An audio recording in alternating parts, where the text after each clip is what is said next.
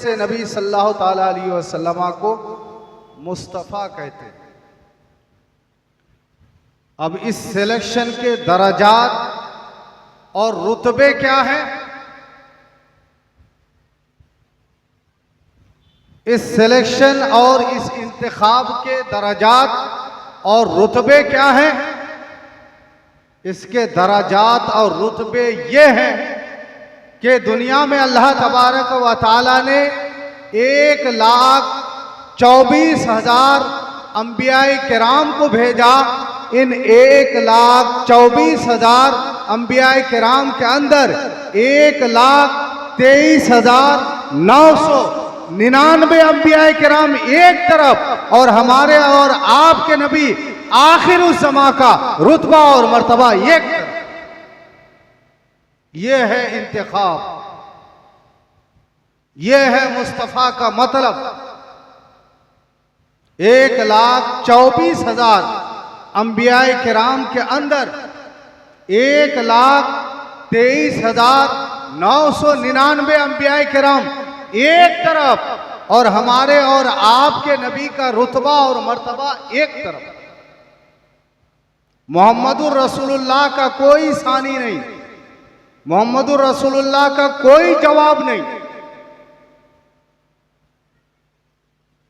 ये नबी अलैहिस्सलातु वस्सलाम का रुतबा और मर्तबा है।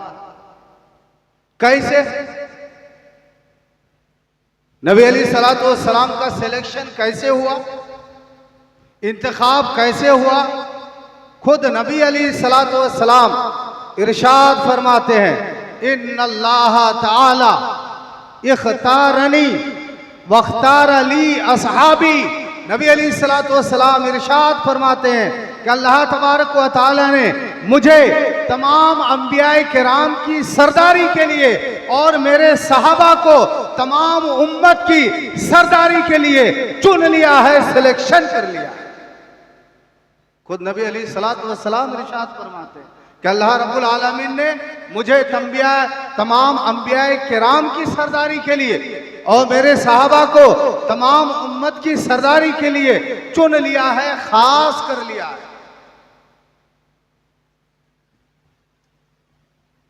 1,24,000 अंबियाए किराम दुनिया में आए। आने से पहले किसी का भी ऐलान नहीं हुआ कि फला नबी आ रहे हैं। आने से पहले ऐलान नहीं हुआ कि मूसा अलैहिस्सलातु वस्सलाम आ रहे हैं। आमद का ऐलान नहीं हुआ, ईसा अलैहिस्सलाम आ रहे हैं, ऐलान नहीं हुआ। नूह अलैहिस्सलाम आ रहे हैं, आने से पहले ऐलान नहीं हुआ। इब्राहिम अलैहिस्सलाम आ रहे हैं, आने से पहले ऐलान नहीं हुआ। मगर हमारे और आपके आखिरी नबी सल्लल्लाहु ताला अलैहि वसल्लम के दुनिया में आने से पहले ही डंका बजा दिया गया, चर्चा हो गया कि आखिरी नबी मोहम्मदुर रसूलुल्लाह सल्लल्लाहु ताला अलैहि वसल्लम दुनिया में तशरीफ ला रहे हैं। कोई भी इंसान, आपका हमारा बच्चा जब वो आ जाता है तब लोगों को मालूम होता है। हजरत मौलाना सरीउल साहब हैं, उनके लिए मैं दुआ करता हूँ। आप लोग भी आमीन कहिए कि अल्लाह तबारक व तआला उनको बेटा अता फरमाए। अब मौलाना सरीउल साहब का जब बेटा हो जाएगा तब हमें और आपको इल्म होगा ना कि मौलाना सरीउल साहब का बेटा हुआ है, एक आलिम का बेटा है।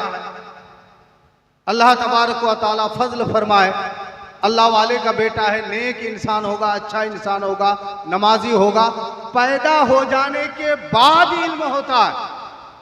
मगर नबी सल्लल्लाहु ताला अलैहि वसल्लम का दुनिया में आने का ऐलान शुरू हुआ हजरत आदम अलैहिस्सलाम से और ख़त्म हुआ हजरत ईसा अलैहिस्सलाम पर। तमाम अंबिया किराम ने ये ऐलान किया कि आखिरी नबी मोहम्मदुर रसूलुल्लाह सल्लल्लाहु ताला अलैहि वसल्लम आने वाले हैं। आप कहिएगा कैसे?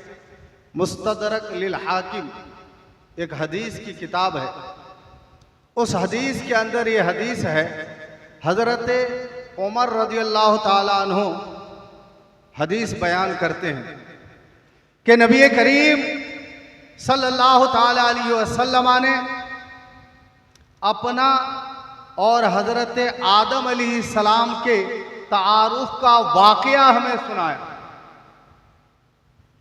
हजरत उमर रदी अल्लाह ताला अन्हु कहते हैं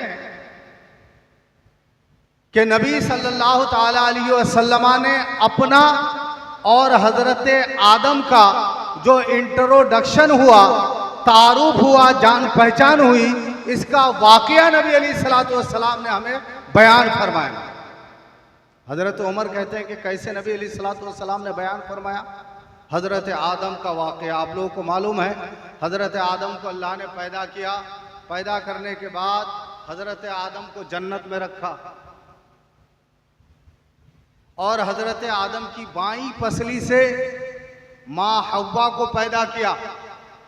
अल्लाह का हुक्म हुआ जन्नत में रहो, खाओ पियो, मगर वो जो एक दरख्त है, गाछ है, उसके करीब मत जाना। माँ हव्वा के कहने पर, बार बार इसरार करने पर हजरत आदम उस दरख्त के करीब चले गए। हजरत आदम से लग़ज़िश हुई। अल्लाह ने हजरत आदम को और हजरत हव्वा को जन्नत में रखा और अल्लाह ने हुक्म दिया कि उस दरख्त के करीब ना जाना, मगर शैतान ने माँ हव्वा को भटकाया और माँ हव्वा के कहने पर हजरत आदम उस दरख्त के करीब गए और उन्होंने उसका फल खाया। अल्लाह रब्बुल आलमीन ने हजरत आदम को और माँ हव्वा को जन्नत से निकालकर दुनिया में भेज दिया। मालूम है, दुनिया में भेजा तो हजरत आदम अलैहिस्सलातु वस्सलाम से जो लग़ज़िश हुई थी, मैं समझाने के लिए बोल रहा हूं भूल, लेकिन इसे भूल नहीं कहते हैं, गलती नहीं कहते हैं, खता नहीं कहते हैं, मैं समझाने के लिए बोल रहा हूं भूल। हजरत आदम से जो भूल हुई, मिस्टेक हुआ, इसकी वजह से अल्लाह ने हजरत आदम को और माँ हव्वा को दुनिया में भेज दिया। कितने साल रोते रहे? 300 साल रोते रहे, तौबा करते रहे, दुआएं करते रहे, मगर तौबा कबूल नहीं हो रही है, दुआएं कबूल नहीं हो रही है। अल्लाह की बारगाह से कोई जवाब ही नहीं आ रहा है। 300 साल तक रो रहे हैं। अल्लाह के नबी हैं, नेक बंदे हैं, जन्नत में थे, निकाल दिए गए हैं। 300 साल तक रो रो करके दुआएं कर रहे हैं। कुरान में कुछ दुआएं हैं और कुछ दुआएं जो है वो फरमाने नबवी में है। कुरान की आयत है फतलक्का आदमो मिर रब्बिही कलिमात। कलिमात ये बहुवचन है, जिसको बंगला में कहते हैं, जमा है, यानी हजरत आदम अलैहिस्सलातु वस्सलाम ने बहुत सी दुआएं की अल्लाह की बारगाह में, कोई जवाब नहीं। बहुत मर्तबा तौबा किया, कोई जवाब नहीं। 300 साल रोते रहे, कोई जवाब नहीं। आखिर में हजरत आदम अलैहिस्सलातु वस्सलाम ने कहा या अल्लाह अल्लाहुम्मा इन्नी असअलुका बिहक़्क़ि मुहम्मदिन सल्लल्लाहु ताला अलैहि वसल्लम अन तग़फ़िर ली। ऐ अल्लाह, मैं तेरी बारगाह में सवाल करता हूँ, तौबा करता हूँ, दुआ करता हूँ, मुहम्मदुर रसूलुल्लाह सल्लल्लाहु ताला अलैहि वसल्लम के वसीले से परवरदिगार तू मेरी बख्शिश फरमा दे। 300 साल दुआ करते रहे, कोई जवाब भी नहीं आया। जैसे होता है ना, कोई कहता है भाई उसकी तरफ देखता ही नहीं, तवज्जो नहीं, नो रिस्पॉन्स, कोई रिस्पॉन्स नहीं, होता है कि नहीं?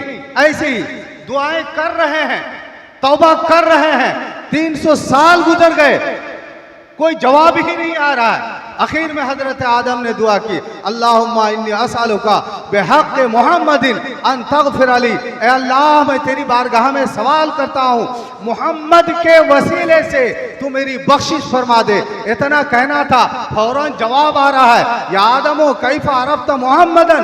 ऐ आदम, तुमने मोहम्मद को कैसे पहचाना? फौरन जवाब आ रहा है। और अभी अल्लाह ने ये नहीं कहा कि मैंने तुम्हें बख्श दिया, नहीं, पहले अल्लाह पूछ रहा है तुमने मोहम्मद को कैसे पहचाना। ये बात नहीं है कि अल्लाह को मालूम नहीं है, अल्लाह को सब मालूम है। आलिमुल गैब व शहादा, अल्लाह को हर चीज का इल्म है। फिर भी अल्लाह पूछ रहा है कैफ़ अरफ़्ता मुहम्मदन, तुमने मोहम्मद को कैसे पहचाना। ये मोहम्मद सल्लल्लाहु ताला अलैहि वसल्लम के रुतबे के इजहार के लिए अल्लाह रब्बुल आलमीन पूछ रहा है।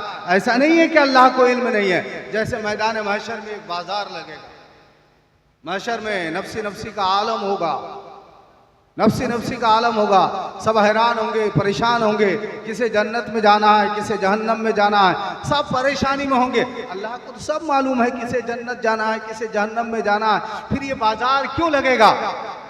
फ़कत इतना सबब है इनेक़ाद बद में महशर का कि उनकी शान महबूबी दिखाई जाने वाली है। मैदान महशर में अल्लाह बाजार लगाएगा अपने महबूब की शान दिखाने के लिए। ऐसे ही अल्लाह पूछ रहा है कैफ़ अरफ़्ता मुहम्मदन, आदम तुमने मोहम्मद को कैसे पहचाना। हजरत आदम अलैहिस्सलातु वस्सलाम जवाब देंगे या अल्लाह लम्मा खलक़तनी, जब तूने मुझे पैदा किया, जब अल्लाह ने आदम को पैदा किया था उस वक्त की बात है। दुनिया में आ गए तब की बात नहीं है। दुनिया में आने को 300 साल हो गए। ये 300 साल और जन्नत में थे, माँ हव्वा भी अभी पैदा नहीं हुई थी, उससे भी पहले की बात है।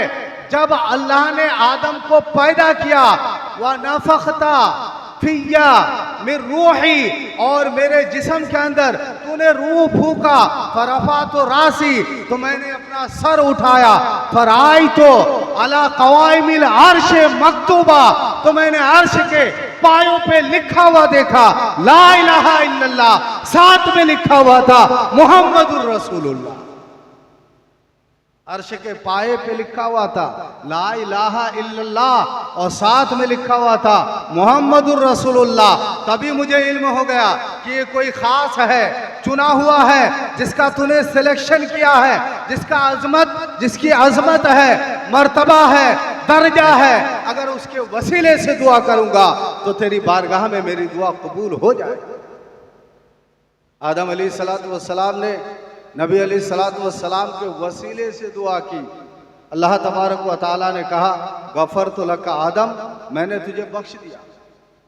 आदम मैंने तुझे बख्श दिया, गफरतु लक, मैंने तुझे बख्श दिया। और आदम सुनो, लौला हो लमा खलक़तुका, ये बात भी जान लो कि अगर मैं अपने हबीब को पैदा ना करता तो आदम मैं तुझे भी पैदा ना करता। लौला हो लमा खलक़तु, अगर आदम को पैदा नहीं करता, अगर नबी को पैदा नहीं करता, आखिरी नबी मुहम्मदुर रसूलुल्लाह को पैदा नहीं करता, आदम मैं तुझे भी पैदा नहीं करता। मसला समझ में आया। वजह तख्लीक़े कायनात मुहम्मदुर रसूलुल्लाह, इस कायनात को अल्लाह ने पैदा किया है, उसकी वजह मुहम्मदुर रसूलुल्लाह है। इस कायनात को अल्लाह ने पैदा किया है, उसका सबब मुहम्मदुर रसूलुल्लाह है। ये मसला समझ में आया। दूसरा मसला वसीला का है। हजरत आदम की दुआ कैसे कबूल हुई? वसीले से दुआ की, तब दुआ कबूल हुई। 300 साल तक रोते रहे, दुआ कबूल नहीं हुई। तौबा करते रहे, कबूल नहीं हुई। मगर नबी अलैहिस्सलाम के नाम के वसीले से दुआ की, फौरन जवाब आ गया, फौरन जवाब आ गया। वसीला का मसला भी यहां से साबित हुआ। बहुत से लोग कहते हैं हमें तो समझ में नहीं आता है वसीला, हमें तो वसीला कहीं दिखता नहीं है। जिसके पास आंख है उसको ये इबारत नजर आएगी, उसको ये इबारत समझ में आएगी, और उसको वसीला का मसला समझ में आएगा। और जिसके पास आंख नहीं है, वो आंख जो देखे और कबूल करे, वो आंख जिसके पास नहीं है, उसे वसीला समझ में नहीं आएगा। क्या मुनाफिकीन नहीं देखते थे? मुनाफिकीन नहीं बोलते थे? मगर कुरान ने मुनाफिकीन के बारे में कहा सुम्मुन बुकमुन उम्युन फहुम ला यरजिऊन, ये अंधे हैं, बहरे हैं, गूंगे हैं, हालांकि ना अंधा था, ना बहरा था, ना गूंगा था, मगर कुरान इनको कहता है सुम्मुन बुकमुन उम्युन फहुम ला यरजिऊन, ये अंधे हैं, बहरे हैं, गूंगे हैं, ये जो है वापस लौटने वाले नहीं हैं। ऐसे ही कुछ लोग हैं, पढ़ते हैं, लिखते हैं, देखते हैं, मगर वसीला का मसला उनको समझ में नहीं आता। एक साहिब थे, उनका नाम था अब्दुल मजीद। अब्दुल मजीद नाम था उनका। एक साहिब थे, उनका नाम था अब्दुल मजीद।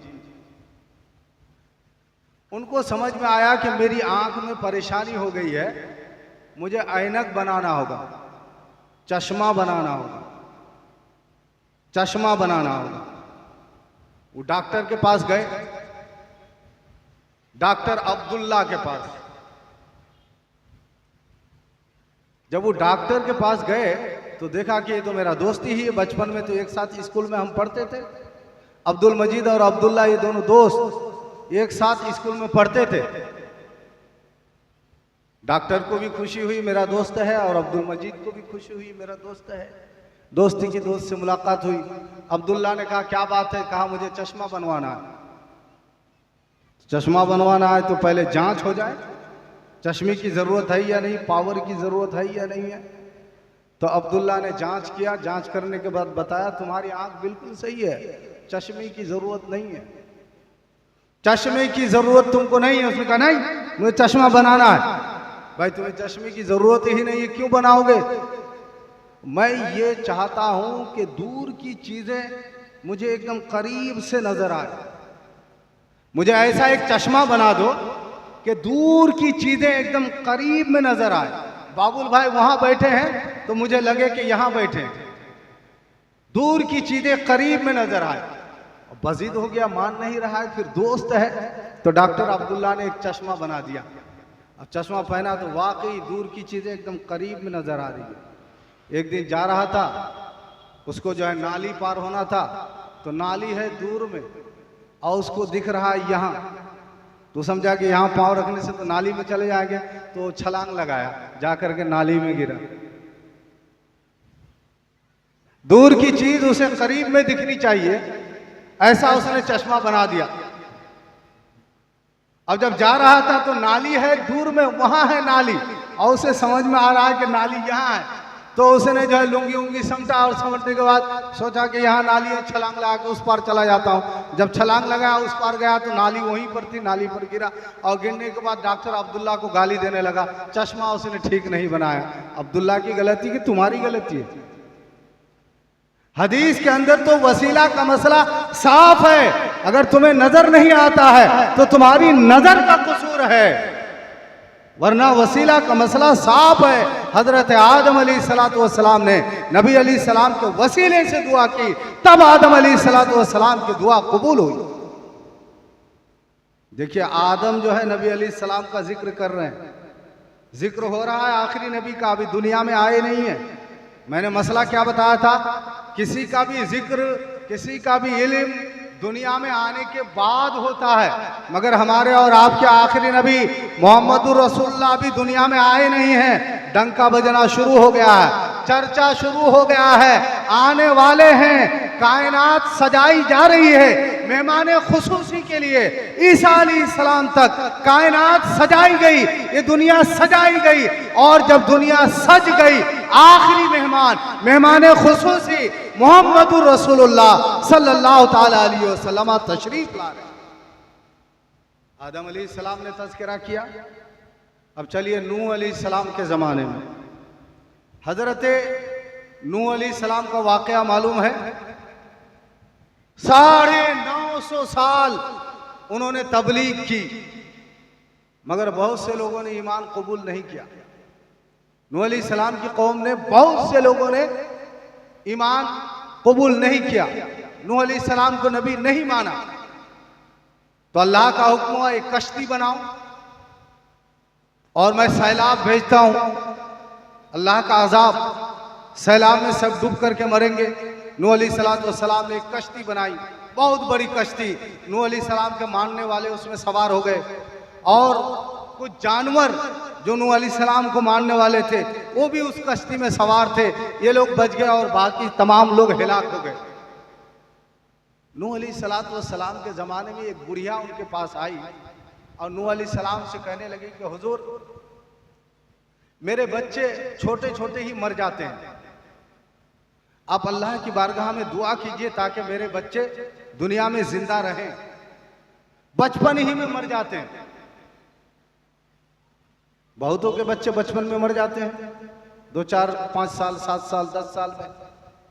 बुढ़िया नूह अलैहिस्सलाम के पास आई और कहने लगे, हुजूर मेरे लिए अल्लाह की बारगाह में दुआ कीजिए, मेरे बच्चे बचपन ही में मर जाते हैं, दुआ कीजिए ताकि मेरे बच्चे भी जिंदा रहें। नूह अलैहिस्सलाम ने दुआ की। दुआ करने के बाद नूह अलैहिस्सलाम ने पूछा, बूढ़ी अम्मा ये बताओ कि कितने साल में तुम्हारे बच्चे मर जाते हैं? तो बूढ़ी अम्मा ने कहा, वही 200-250 साल। 200-250 साल में भी बच्चा ही है। और 200-250 साल में बच्चा क्यों नहीं होगा? 1000 साल, 1200 साल जीते थे।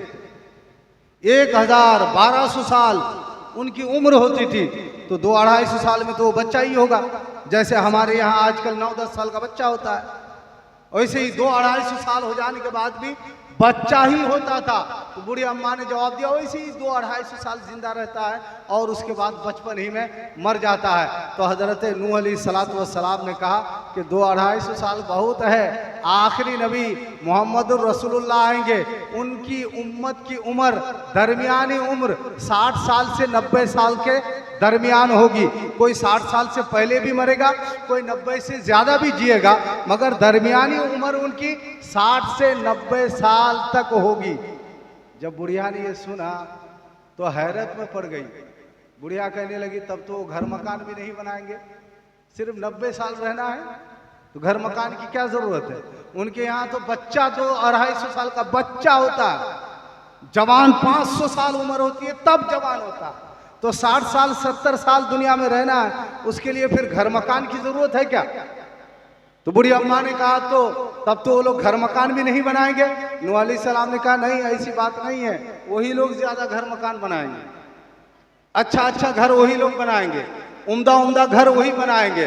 इतनी ऊंची ऊंची बिल्डिंगें उनकी होगी, महसूस होगा कि अब वो फलकबोस हो रहा है, महसूस होगा कि अब वो आसमान को छू लेगा।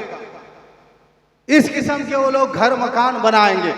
वाकया अपनी जगह पर है, वाकया की हैसियत अपनी जगह पर है, मगर उस वाकया के अंदर भी हमारे और आपके आखिरी नबी मोहम्मद रसूलुल्लाह सल्लल्लाहु ताला अलैहि वसल्लम का तज़किरा हो रहा है। नूह अलैहिस्सलाम की कौम में नबी मोहम्मद रसूलुल्लाह सल्लल्लाहु ताला अलैहि वसल्लम का तज़किरा हो रहा है, डंका बजाया जा रहा है, चर्चा हो रहा है, आखिरी नबी आने वाले हैं। अब आइए हजरत इब्राहिम अलैहिस्सलाम के पास। हजरत इब्राहिम अलैहिस्सलाम से अल्लाह ने बहुत इम्तिहान लिया। इब्राहिम अलैहिस्सलाम को अल्लाह ने बहुत आजमाया। इब्राहिम अलैहिस्सलाम हिजरत करके गए। हिजरत का मतलब अपना घर मकान छोड़ करके दूसरी जगह चला जाना। ये कोई आसान काम नहीं है। कोई अपना घर मकान छोड़ करके दूसरी जगह जाना पसंद नहीं करेगा, मगर अल्लाह का हुक्म हुआ, अपना घर मकान सब कुछ छोड़ करके हिजरत कर गए, दूसरी जगह चले गए। बहुत बड़ा इम्तिहान में कामयाब हो गए। दूसरा इम्तिहान, अपना सारा माल कुर्बान कर दिया, सारा माल कुर्बान कर दिया। हमारे और आपके ज़माने में बड़ी बड़ी बिल्डिंग बनाई जा रही है, करोड़ रुपए खर्च होता है, लाखों खर्च होता है, मगर कुछ लोग हैं इस किस्म के। मैं तनकीद नहीं कर रहा हूं, एतराज नहीं कर रहा हूं, लेकिन वाकईतन ऐसा नहीं होना चाहिए। सब कुछ है, मगर मस्जिद के या मदरसा के या जलसा के चंदा के लिए आप पहुंच जाइए तो उसको बुखार आ जाता है। आप कहिए 200 टका दीजिए भाई, नहीं तो कैसे होगा? तो नहीं अवस्था खराब है, 100 टका लीजिए, हालत बहुत खराब है, 100 रुपये लीजिए। इब्राहिम अलैहिस्सलाम से अल्लाह ने इम्तिहान लिया, अपना सारा माल कुर्बान कर दो, सारा माल कुर्बान कर दिया, मेहमानों में लुटा दिया। इस इम्तिहान में भी कामयाब हो गए। फिर अल्लाह ने इम्तिहान लिया इब्राहिम अलैहिस्सलाम से, जब बेटा बड़ा हो गया, बड़ा, बाप का अब सहारा बन सकता है। जब तक उंगलियां पकड़ के चलता है बेटा, वो बाप का सहारा नहीं होता है। और जब उंगली छोड़ के वो चलने के लायक हो जाता है, वो बाप का सहारा बनता है। जब सहारा बनने के लायक हो गए हजरत इस्माइल अलैहिस्सलाम, तो अल्लाह का हुक्म हुआ कि अपनी बीवी को और अपने बेटे को वादी गैर ज़िज़रा में छोड़ कर के आओ, ऐसी जगह में छोड़ कर के आओ जहां कोई बस्ती नहीं है, जहां कोई आबादी नहीं है, जहां दाना नहीं है, जहां पानी नहीं है, ऐसी जगह में अपने औलाद को और अपनी बीवी को छोड़ कर के आओ। हजरत इब्राहिम अलैहिस्सलाम बीवी और बच्चे को वहां छोड़ कर के आ गए। इस इम्तिहान में भी कामयाब हो गए। अल्लाह ने एक बड़ा और इम्तिहान लिया। अल्लाह रब्बुल आलमीन ने हजरत इब्राहिम अलैहिस्सलाम से कहा, मेरे खलील, मेरे दोस्त, अपने बेटा को ज़बाह करो। कर सकता है आज का इंसान अल्लाह का ये हुक्म? इब्राहिम अलैहिस्सलाम को हुक्म हुआ अपने बेटा को ज़बाह करो। इब्राहिम अलैहिस्सलाम अपने बेटा को लेकर के ज़बाह करने के लिए चले गए। ये अल्लाह का करम था, बेटा ज़बाह नहीं हुआ, बेटा की जगह पर दुम्बा ज़बाह हुआ। इब्राहिम अलैहिस्सलाम इस इम्तिहान में भी कामयाब हो गए। जब सारे इम्तिहान में इब्राहिम अलैहिस्सलाम कामयाब हो गए, तो अल्लाह रब्बुल आलमीन ने इब्राहिम अलैहिस्सलाम से पूछा, मेरे खलील, तूने हर इम्तिहान में पास किया है, हर इम्तिहान में कामयाबी हासिल की है, सवाल करो, क्या चाहते हो, मैं अता करूंगा। तो हजरत इब्राहिम अलैहिस्सलाम ने कहा, वबअस फीहिम रसूलन मिनहुम, अल्लाह, जो हीरा तू आखिर में भेजने वाला है, सबसे आखिर में जो हीरा तू भेजने वाला है, मोहम्मदुर रसूलुल्लाह, जो तू भेजने वाला है, उसको मेरी नस्ल में पैदा कर। इब्राहिम अलैहिस्सलाम ने दुआ की, परवरदिगार, अपने इस हीरा को, आखिरी हीरा को मेरी नस्ल में पैदा फरमा। हजरत इब्राहिम अलैहिस्सलाम की दुआ कबूल हुई और हमारे और आपके आखिरी नबी मोहम्मदुर रसूलुल्लाह सल्लल्लाहु ताला अलैहि वसल्लम हजरत इब्राहिम अलैहिस्सलाम की नस्ल से पैदा। इब्राहिम अलैहिस्सलाम के दो बेटे, इसहाक अलैहिस्सलाम हजरत सारा से और इस्माइल अलैहिस्सलाम हजरत हाजरा से। उस तरफ जो है अंबियाए किराम की एक मुकम्मल लड़ी है, बहुत से अंबियाए किराम हैं। यूसुफ अलैहिस्सलाम, यूसुफ अलैहिस्सलाम के बाप भी नबी हैं, दादा भी नबी हैं, परदादा भी नबी हैं, और यूसुफ अलैहिस्सलाम खुद भी नबी है। यूसुफ अलैहिस्सलाम के बाप का नाम याकूब अलैहिस्सलाम, बाप नबी है। दादा का नाम इसहाक अलैहिस्सलाम, दादा भी नबी है। और परदादा का नाम इब्राहिम अलैहिस्सलाम, वो भी नबी है। अंबियाए किराम की एक लड़ी है इधर, मगर इधर सिर्फ और सिर्फ इस्माइल अलैहिस्सलाम है और दूसरे नबी नहीं है। और इस्माइल अलैहिस्सलाम से हमारे और आपके आखिरी नबी मोहम्मदुर रसूलुल्लाह सल्लल्लाहु ताला अलैहि वसल्लम है। यहाँ पर भी हमारे और आपके आखिरी नबी मोहम्मदुर रसूलुल्लाह का तज़किरा हो रहा है, चर्चा हो। अब आइए चलते हैं ईसा अलैहिस्सलाम की बारगाह में। ईसा अलैहिस्सलाम के बारे में आप लोगों को मालूम है, ईसा अलैहिस्सलाम बिन बाप के पैदा किए गए।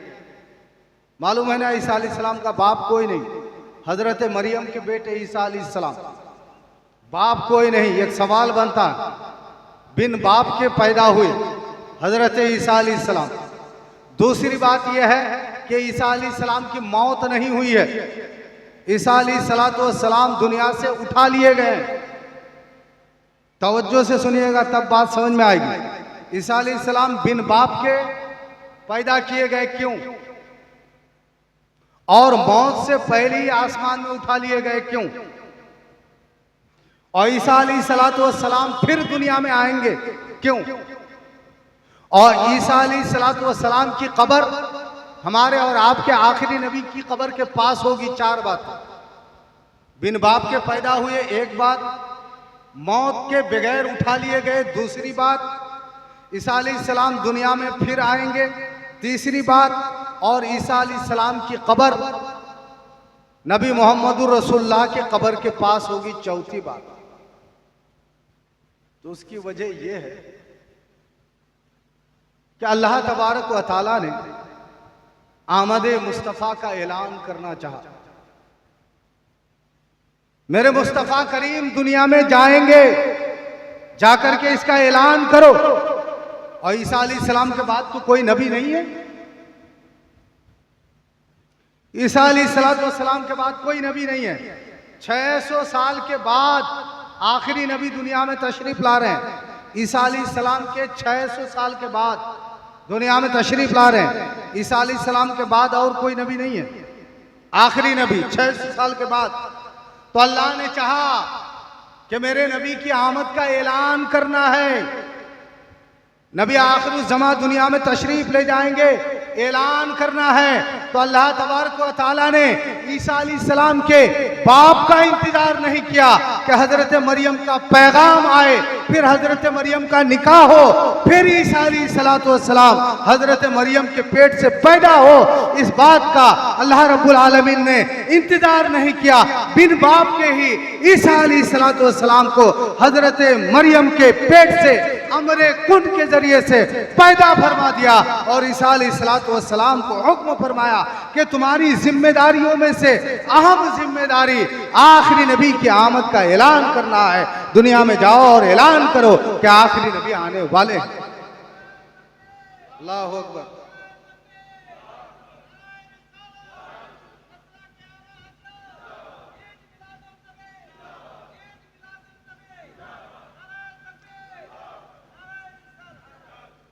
अल्लाह ने इंतजार नहीं किया कि हजरत मरियम का पैगाम आएगा, निकाह होगा, फिर ईसा अलैहिस्सलाम हजरत मरियम के पेट से पैदा होंगे, उसके बाद ऐलान करेंगे। नहीं, अल्लाह ने बिन बाप के ही भेज दिया, जाओ जल्दी जाओ, मेरे महबूब का ऐलान करो, मेरे महबूब की आमद का ऐलान करो, जल्दी जाओ।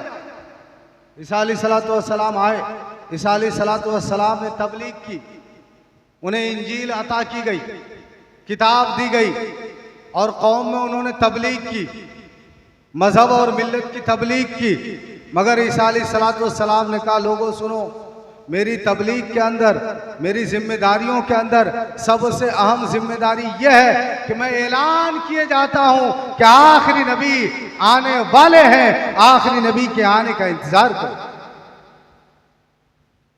और मौत के बगैर ही उठा लिए गए, मौत के बगैर। मूसा अलैहिस्सलाम भी अल्लाह के नबी हैं, बिन बाप के तो पैदा नहीं हुए, बाप और माँ के जरिए से दुनिया में आए। मूसा अलैहिस्सलाम को भी किताब दी गई, तौरेत, मगर मौत के बगैर उठाए नहीं गए, मौत के बाद उठाए गए। मगर ईसा अलैहिस्सलाम मौत के बगैर उठाए गए। उसकी वजह क्या है? उसकी वजह यह है कि ईसा अलैहिस्सलाम जो ऐलान कर रहे थे आखिरी नबी की आमद का वक्त आ गया है, वो ऐलान बहुत अहम था।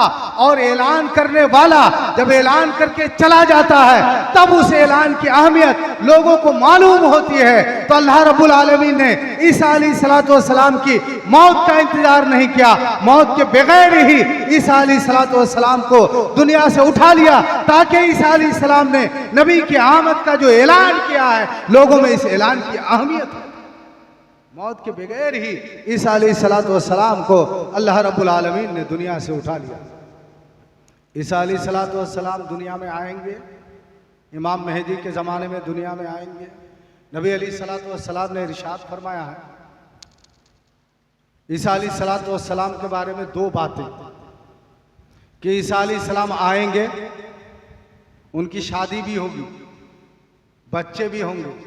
पहली मर्तबा आए थे नबी बन के आए थे, अब दूसरी मर्तबा आएंगे तो नबी बन के नहीं आएंगे, उम्मती बन के आएंगे। याद रहे, उम्मती बन के आएंगे, नबी बन के नहीं आएंगे। अल्लाह के नबी ने फरमाया ईसा अलैहिस्सलाम आएंगे, उनकी शादी होगी, बच्चे भी होंगे, बच्चे भी होंगे। और ईसा अलैहिस्सलाम दज्जाल को कत्ल भी करेंगे, दज्जाल को कत्ल भी करेंगे। मामला क्या है? एक सवाल जहन में पैदा होता है, दज्जाल को कत्ल करने के लिए अल्लाह मूसा को भी भेज सकता था, क्योंकि सबसे जलाली नबियों में मूसा अलैहिस्सलाम है, सबसे ज्यादा जलाल हजरत मूसा को है बहुत जलाली। वाकई आप लोगों को मालूम है कि नबी अलैहिस्सलातु वस्सलाम का इरशाद है, उलमा उम्मती का अंबियाए बनी इसराइल, मेरी उम्मत के उलमा बनी इसराइल के नबियों की तरह है। तो आलम अरवाह में मूसा अलैहिस्सलाम ने सवाल किया कि उम्मत नबी की तरह, आखिरी नबी की उम्मत के जो आलिम हैं ये बनी इसराइल के नबियों की तरह है, कैसे? मूसा अलैहिस्सलाम ने सवाल किया था कैसे? तो आलम अरवाह में नबी अलैहिस्सलाम ने जवाब देने के लिए इमाम गजाली को पेश किया था। अब इमाम गजाली सामने है, मूसा अलैहिस्सलाम सवाल कर रहे हैं तुम्हारा नाम क्या है? तो इमाम गजाली ने मूसा अलैहिस्सलाम को जवाब दिया था, मेरा नाम ये है, मेरे बाप का नाम ये है, मेरे दादा का नाम ये है, परदादा का नाम ये है, लक्कर दादा का नाम ये है और छक्कर दादा का नाम ये है। मूसा अलैहिस्सलाम जलाल में आ गए और कहने लगे मैंने तुम्हारा नाम पूछा है, तुम्हारे बाप दादा का नाम नहीं पूछा। जलाल में आ गए, इतने बड़े जलाली थे। तो इमाम गजाली ने उनको जवाब दिया था कि अल्लाह तबारक व तआला ने आपसे पूछा था, मूसा तुम्हारे हाथ में क्या है? तो आप जवाब दे देते मेरे हाथ में लाठी है, काफ़ी था जवाब। मगर आपने जवाब दिया था मेरे हाथ में लाठी है, इससे मैं बकरियां हाँकता हूँ, इससे मैं पत्ता तोड़ता हूँ और जब आराम करने की ज़रूरत होती है ज़मीन में गाड़ देता हूँ, टेक लगा के आराम भी कर लेता हूँ और रास्ते में कोई तकलीफ-देह चीज़ होती है तो मैं इस लाठी से उसे भी दूर कर देता हूँ। इतना लंबा जवाब आपने क्यों दिया था? तब मूसा अलैहिस्सलाम को समझ में आया उलमा उम्मती का अंबियाए बनी इसराइल वाकई आखिरी नबी की उम्मत बनी इसराइल के नबियों की तरह। तो सवाल है कि जलाली तो सबसे ज्यादा मूसा अलैहिस्सलाम है, तो दज्जाल को कत्ल करने के लिए मूसा अलैहिस्सलाम को भेजते, मगर मूसा अलैहिस्सलाम को अल्लाह ने नहीं भेजा। अल्लाह रब्बुल आलमीन भेजेगा ईसा अलैहिस्सलाम को जो दज्जाल को कत्ल करेंगे। क्यों? ज़हन में सवाल होता है क्यों?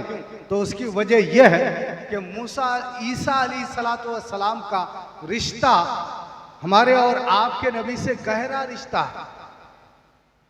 हजरत ईसा अलैहिस्सलाम का रिश्ता हमारे नबी से गहरा रिश्ता है, ताल्लुक बड़ा गहरा है, ताल्लुक बड़ा गहरा है। यह मसला पहले मालूम हो जाए कि हजरत मरियम का निकाह नहीं हुआ था, कमारी ही थी, बच्चा पैदा हुआ, ईसा अलैहिस्सलाम आए मगर वो कमारी थी, निकाह नहीं हुआ। उनका निकाह जन्नत में होगा। किससे होगा? नबी अलैहिस्सलाम से होगा। जैसे हजरत आसिया का निकाह नबी अलैहिस्सलाम से जन्नत में होगा। दुनिया में नबी अलैहिस्सलाम का इनसे निकाह नहीं हुआ, हजरत आसिया से भी निकाह नहीं हुआ है और हजरत मरियम से भी निकाह नहीं हुआ है, मगर इन दोनों से जन्नत में नबी अलैहिस्सलाम का निकाह होगा। अब जब हजरत मरियम से नबी अलैहिस्सलाम का जन्नत में निकाह होगा तो हजरत ईसा नबी अलैहिस्सलाम के बेटे तो नहीं हैं, क्योंकि कुरान में है कि नबी किसी मर्द के बाप नहीं, तो बेटे तो नहीं हैं, मगर बेटे की जगह पर है, बमंजिला बेटा जिसको कहते हैं, बेटे की जगह पर है। और ऐसे ही नबी अलैहिस्सलाम बाप की मंजिल में है, वो बाप की मंजिल में है और ये बेटे की मंजिल में है। और बाप की उम्मत पर जब मसाइब व आलाम आएंगे, दज्जाल आएगा, बाप की उम्मत पर जब दज्जाल आएगा और दज्जाल परेशान करेगा इस उम्मत को, मुश्किलात लाएगा, मसाइब व आलाम लाएगा, तो जो बेटे की मंजिल में है वो खड़ा होगा और जो बाप की मंजिल में है उसकी उम्मत की मदद फरमाएगा और दज्जाल को कत्ल करेगा। वो भी रहमत है, ये भी रहमत है। बाकी किसी नबी के बारे में अल्लाह ने रहमत नहीं कहा। कुरान में है वमा अरसलनाका इल्ला रहमतल लिल आलमीन, ऐ हबीब हमने आपको सारे आलम के लिए रहमत बना करके भेजा है। और ईसा अलैहिस्सलाम के बारे में है वले नजअलहु आयतन लिन्नासी व रहमतम मिन्ना। ईसा अलैहिस्सलाम को भी अल्लाह ने रहमत कहा, तो नबी अलैहिस्सलाम भी रहमत, ईसा अलैहिस्सलाम भी रहमत। और रहमत का ताल्लुक रहमत से गहरा होता है, रहमत का रिश्ता रहमत से गहरा होता है। इस गहराई की वजह से जब रहमत की उम्मत पर मुसीबत आएगी तो दूसरी रहमत उस मुसीबत को, दज्जाल को कत्ल करके दूर करेगी। इस वजह से अल्लाह रब्बुल आलमीन ईसा अलैहिस्सलातु वस्सलाम को दुनिया में भेजेंगे और हजरत ईसा अलैहिस्सलातु वस्सलाम दज्जाल को कत्ल करेंगे। तीसरी बात का जवाब हुआ। चौथी बात, ईसा अलैहिस्सलातु वस्सलाम की कब्र हमारे और आपके आखिरी नबी सल्लल्लाहु ताला अलैहि वसल्लम की कब्र के पास होगी। नबी अलैहिस्सलातु वस्सलाम ने फरमाया है कि ईसा अलैहिस्सलातु वस्सलाम दुनिया में आएंगे, शादी होगी, बच्चे होंगे, दज्जाल को कत्ल भी करेंगे और फिर वो हज या उम्रा के लिए आएंगे। और जब हज या उम्रा के लिए आएंगे तो मेरी बारगाह में आकर के सलाम करेंगे, मेरी बारगाह में सलाम करेंगे और मैं सलाम का जवाब दूंगा। हर खुश किस्मती उम्मत नबी अलैहिस्सलातु वस्सलाम को सलाम करता है, हर कोई नबी अलैहिस्सलाम को सलाम करता है। मगर कभी कभी ये देखा जाता है कि हम लोग जब नबी अलैहिस्सलातु वस्सलाम पर सलातो सलाम पेश करने के लिए खड़े होते हैं तो कुछ लोग मस्जिद से ऐसे भागते हैं जैसे तीर कमान से निकलता है। मस्जिद से कुछ लोग ऐसे भागते हैं जैसे तीर कमान से निकलता है। पता नहीं वहां रहेगा तो पुलिस पकड़ लेगी ना क्या। वो इस तेजी से मस्जिद से निकलते हैं। भाई ये समझने वाली बात है कि खड़े होकर के हम क्या करते हैं। नबी अलैहिस्सलातु वस्सलाम पर सलाम पढ़ते हैं, क्या किसी को गाली देते हैं? और सलाम पढ़ने का हुक्म तो अल्लाह ने दिया है, सलाम पढ़ने का हुक्म अल्लाह ने दिया है। हम नबी अलैहिस्सलातु वस्सलाम पर सलाम पढ़ते हैं, किसी पर जुल्म नहीं करते हैं, किसी को गाली नहीं देते हैं। परेशानी क्या है? तीर की मानी दो निकलते हैं। वो नज़ारा इतना घटिया नज़ारा होता है, इतना बुरा नज़ारा होता है जो बयान करने के लायक नहीं है, जो बयान करने के लायक नहीं है। अगर दूसरी कौम देखे तो ये समझेगी कि इन दोनों जमातों में से कोई एक जमात मुसलमान है और दूसरी जमात मुसलमान नहीं है। ये सलाम पढ़ रहे हैं अपने नबी पर और ये भाग रहे हैं। ईसा अलैहिस्सलातु वस्सलाम जब हज के लिए जाएंगे तो नबी अलैहिस्सलातु वस्सलाम की बारगाह में सलाम करेंगे और नबी अलैहिस्सलाम ने फरमाया ला उजीबन्नहु, मैं उनके सलाम का जवाब भी दूंगा, सलाम का जवाब भी दूंगा। और सलाम के जवाब के मुतालिक एक बुजुर्ग का कश्फ मैं आपके सामने बयान करता हूँ। एक बुजुर्ग थे जो रौज़ाए रसूल के खादिम थे, रौज़ाए रसूल की खिदमत करते थे, झाड़ू लगाते थे, पोछा लगाते थे। एक दिन उनकी आंख लग गई तो कश्फ के आलम में उन्होंने देखा, कश्फ के आलम में, मैं कोई कुरान या हदीस बयान नहीं कर रहा हूँ, कश्फ और करामत बयान कर रहा हूँ। और कश्फ और करामत का सबूत कुरान से भी है, हदीस से भी है। तो बुजुर्ग अपना कश्फ बयान करते हैं कि मैंने देखा कि लोग नबी अलैहिस्सलातु वस्सलाम की बारगाह में आ रहे हैं और तमाम लोग नबी अलैहिस्सलाम को सलाम कर रहे हैं, तमाम लोग सलाम कर रहे हैं। नबी अलैहिस्सलातु वस्सलाम सबका जवाब दे रहे हैं, मगर किसी को जवाब दे रहे हैं तो उसकी तरफ देख रहे हैं, वालेकुम अस्सलाम व रहमतुल्लाह। और किसी को सलाम का जवाब दे रहे हैं तो मुंह घुमा करके उसकी तरफ देखते नहीं है, वालेकुम अस्सलाम व रहमतुल्लाह। मामला क्या है? किसी को देखते हैं और किसी को नहीं देखते हैं, किसी को देख करके जवाब देते हैं और किसी को देखे बगैर मुंह फेर करके जवाब देते हैं। तो पूछा या रसूल अल्लाह मामला क्या है? नबी अलैहिस्सलातु वस्सलाम ने फरमाया या उस बुजुर्ग ने अपने कश्फ के जरिए से देखा कि नबी अलैहिस्सलातु वस्सलाम उन लोगों की तरफ देख करके जवाब देते हैं जिन लोगों के चेहरे पर सुन्नत है, नबी अलैहिस्सलातु वस्सलाम की सुन्नत है, उनकी तरफ देख करके जवाब देते हैं। और जिनके चेहरे पर सुन्नत नहीं है, ये सुन्नत कटी हुई है, उनकी तरफ देख करके नहीं बल्कि चेहरे को फेर करके जवाब दे रहे हैं, वालेकुम अस्सलाम व रहमतुल्लाह। हमारे और आपके नबी जो इसने सुन्नत को काट दिया है उससे कितनी नफरत कर रहे हैं तो उसके चेहरे को देखना भी पसंद नहीं फरमा रहे हैं, देखे बगैर जवाब दे रहे हैं। मर जाने के बाद हमारे और आपके साथ क्या जाएगा? हमारा ये लिबास उतार लिया जाएगा, मर जाने के बाद ये जुब्बा उतार लिया जाएगा, टोपी उतार ली जाएगी। सिर्फ दो चीजें हमारे साथ जाएगी, एक अंदर का ईमान और दूसरा जाहिर का ये सुन्नत, जाहिर की ये सुन्नत, ये दो चीजें हमारे साथ कब्र के अंदर जाएगी, बाकी सारा लिबास उतार लिया जाएगा। आज लोग ताम झाम में लगे हुए हैं, मगर नबी अलैहिस्सलातु वस्सलाम की सुन्नत जो काट रहे हैं इस पर गौर व फिक्र नहीं कर रहे हैं। बुजुर्गों ने कहा है कि जब कोई दाढ़ी काटता है तो वो चाकू, वो छुरी, वो ब्लेड अपने चेहरे पर नहीं चलाता है, नबी अलैहिस्सलातु वस्सलाम के सीने पर चलाता है। जो ब्लेड नबी अलैहिस्सलाम के सीने पर चलाए वो कैसी उम्मत है। सुन्नत छोड़िए, ये सुन्नत कब्र में हमारे साथ जाएगी। चौथी बात मैं अर्ज कर रहा था, नबी अलैहिस्सलातु वस्सलाम ने फरमाया कि ईसा अलैहिस्सलातु वस्सलाम की कब्र मेरी कब्र के पास होगी, एकदम साथ। उसकी वजह क्या है? उसकी वजह यह है कि जब बेटा कोई बड़ा काम करता है, बेटा कोई बड़ा काम करता है, कोई कारनामा अंजाम देता है, तो बाप को बहुत खुशी होती है। या रसूल अल्लाह, वजह क्या है, कारण और रीज़न क्या है?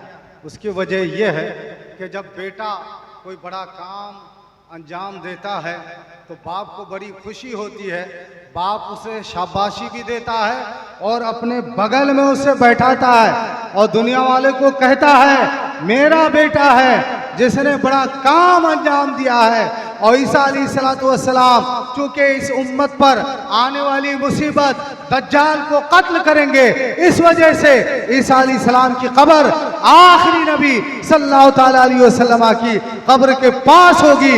नबी अलैहिस्सलातु वस्सलाम कहेंगे बेटा तो नहीं है, बेटा की मंजिल में है, बड़ा काम किया है, बुलंद आवाज से सलाम का जवाब भी देंगे, शाबाशी भी देंगे और उनको कब्र नबी अलैहिस्सलातु वस्सलाम के पास। इस वजह से ईसा अलैहिस्सलाम की कब्र नबी अलैहिस्सलाम के पास होगी। तो हमारे और आपके नबी, आखिरी नबी सल्लल्लाहु ताला अलैहि वसल्लम का तज़किरा ईसा अलैहिस्सलाम भी कर रहे हैं और होता रहा है, आज तक हो रहा है, हम भी कर रहे हैं। आज का जलसा ये पहली रात का जलसा था, आइंदा कल भी इंशाअल्लाह शानदार जलसा होगा। आप लोग जलसे में ज़रा जल्दी आने की कोशिश करेंगे और कल का जो जलसा होगा उस जलसे में कलेक्शन भी किया जाएगा, क्योंकि जलसा का जितना खर्च है वो खर्च मुकम्मल नहीं हो पाएगा। 40,000 के अंदर इतनी तासीर थी, इतना पावर था कि शरीयत का हुक्म बदल गया था। शर्त यह है कि जो लागत है 40,000, ये अगर कल आप लोग पूरा कर देंगे तो इंशाअल्लाह औरतों पर कल शानदार गुफ्तगू होगी। वाखिर दावाना अनिल हम्दुलिल्लाहि रब्बिल आलमीन। अस्सलामु अलैकुम व रहमतुल्लाहि व बरकातुहू।